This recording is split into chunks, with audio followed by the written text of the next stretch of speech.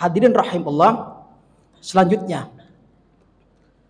hidup di dunia ini adalah diibaratkan seorang musafir yang sedang menuju perjalanan yang amat sangat jauh. Sebagai seorang musafir, ya tentunya paling tidak ada dua yang harus siapkan karena perjalanan jauh. Yang pertama, biasanya musafir itu siapkan bekal. Karena semakin jauh perjalanan yang kita tempuh, semakin banyak bekal yang harus kita bawa. Tidak mungkin sama kita mau ke Surabaya dengan mau ke Madinah atau Mekah. Artinya semakin jauh perjalanan kita tuju, kita tempuh, semakin banyak bekal yang harus kita bawa, harus kita persiapkan. Hadirin rahimakumullah. Yang kedua, yang namanya musafir itu sifatnya sementara. Ibaratkan hanya transit, tidak netap. Istirahat, ngasok sebentar, transit, lanjut lagi perjalanannya. Gitu. Tidak selamanya, tidak menetap, tidak permanen. Hadirin rahimakumullah. Nah, oleh karena itu ada dalam Islam sebuah gambaran yang luar biasa, yakni tahapan-tahapan perjalanan manusia menuju ke akhirat. Hadirin rahimakumullah, kita tahu saat ini kita berada di alam dunia. Kemudian akan nanti berakhir perjalanan hidup kita, mau tidak mau pasti sampai ke alam akhirat. Di sana cuma dua tempat pilihannya. Kalau selamat surga, kalau sengsara neraka. Tapi kita berharap mudah-mudahan dengan perjuangan kita, tetes keringat kita semuanya yang kita persembahkan kepada Allah akan membuahkan hasil, termasuk orang-orang yang selamat dunia sampai akhirat. Karena itu Allah ajarkan dalam Al-Quran. Di antaranya ada doa yang kita panjatkan setelah ba'da salat. Wa minhum man yaqulu rabbana atina fid dunya hasanah wa fil akhirati hasanatan wa qina adzabannar. Di antara mereka ada yang munajat mohon kepada Allah. Ini prinsipnya orang Islam, orang beriman. Minta kebaikan hidup dunia. Wa fil akhirati hasanah.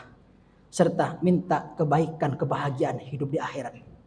Kebahagiaan di akhirat ditandai wa qina adzabannar. Allah bebaskan, jauhkan daripada sentuhan panasnya api neraka. Hadirin rahimakumullah.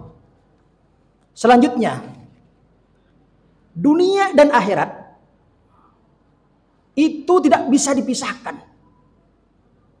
Namun dunia akhirat bisa keduanya dibedakan.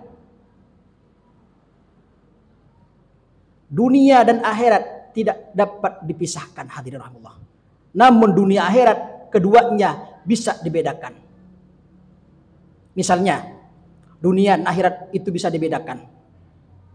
Allah Subhanahu wa ta'ala berfirman di dalam Al-Quran, nama suratnya surah Al-Ankabut, surat 29 ayat 64. Apa kata Allah dalam firman-Nya? Wa ma hadhil hayatud dunya illa lahu wa la'ib. Kehidupan dunia ini Allah langsung tegaskan, tidak lain hanya sebuah kehidupan, yaitu lahun wa la'ibun, senda gurau dan permainan. Bahagianya sesaat. Permainan seasik apapun ada batas waktunya. Wa inna daral akhirah lahiyal hayawan. Sungguh akhirat itulah kehidupan yang sempurna. Hayatun artinya kehidupan. Al-haya itu kehidupan yang berkualitas. Kehidupan akhirat. Itu perbandingannya, perbedaannya.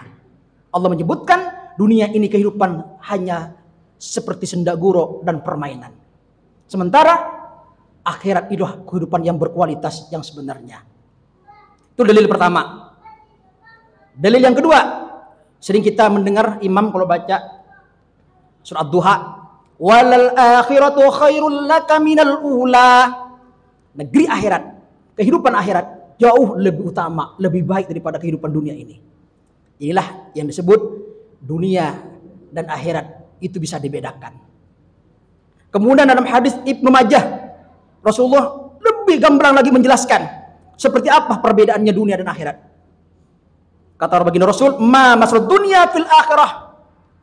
Kalau hadirin mencelupkan jemariknya ke laut, habis itu diangkat jemariknya.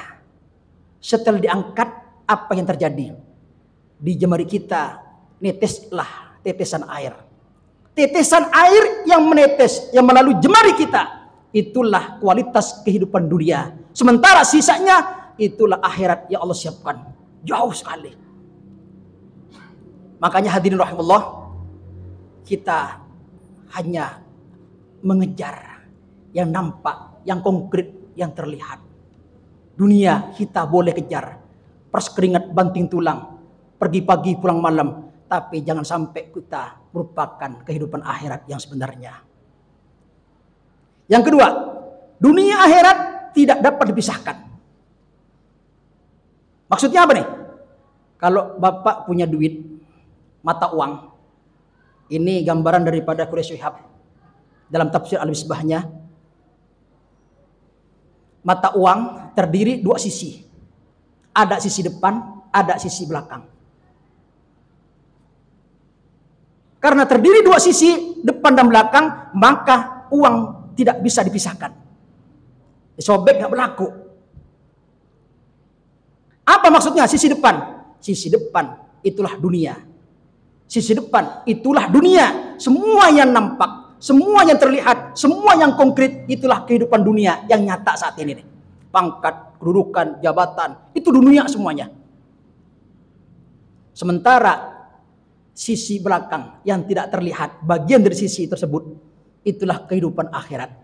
Makanya Al-Quran menyebutkan alimil ghaibi wasyahadah. Allah maha mengetahui yang asyahadah, yang nampak, yang terlihat. Maka dunia Allah sebutkan dengan kalimat asyahadah. Semua yang nampak, yang terlihat, yang konkret, namanya asyahadah, itulah dunia. Sementara kehidupan akhirat Allah menyebutkan dengan kalimat ghaib, yang tidak kelihatan, tidak dapat dipanca inderakan oleh indera kita. Hadirin rahimakumullah. Kemudian kita lanjut. Dunia dan akhirat sebagai penghubungnya apa? Dunia dan akhirat penghubungnya ialah kematian. Sekali lagi saya ulangi.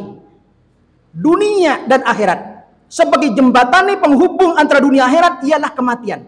Pintu kematian itulah yang menghubungkan antara dunia sama akhirat.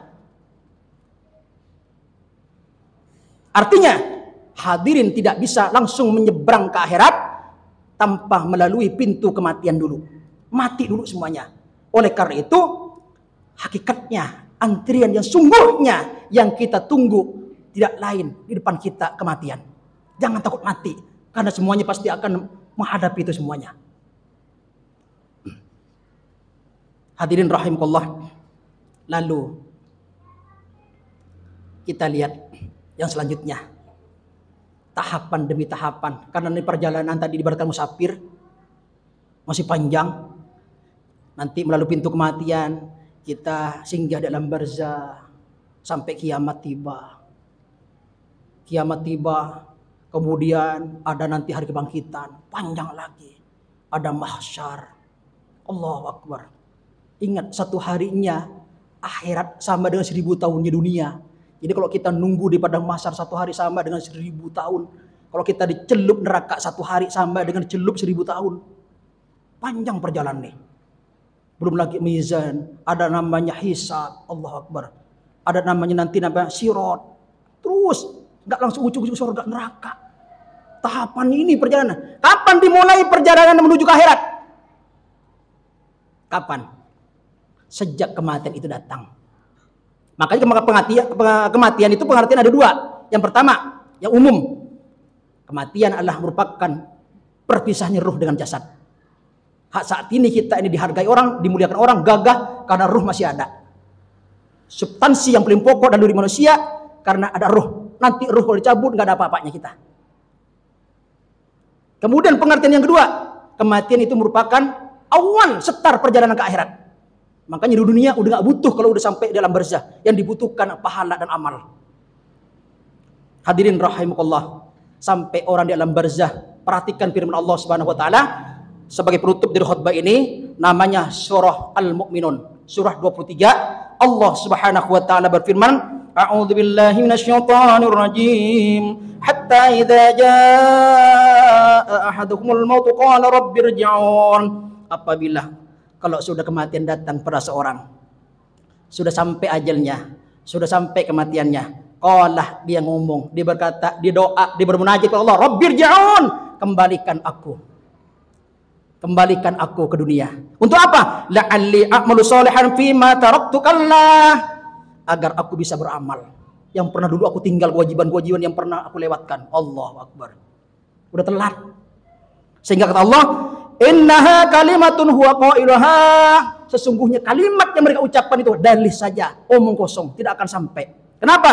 Wa min waraihim barzah, di hadapan mereka itu ada barzah. Apa itu barzah? Pemisah antara dunia akhirat ialah barzah namanya. Kita akan tinggal lebih lama ketimbang dunia ini di barzah. Allahu akbar. Oleh karena itu, sebagai seorang musafir siapkan bekal.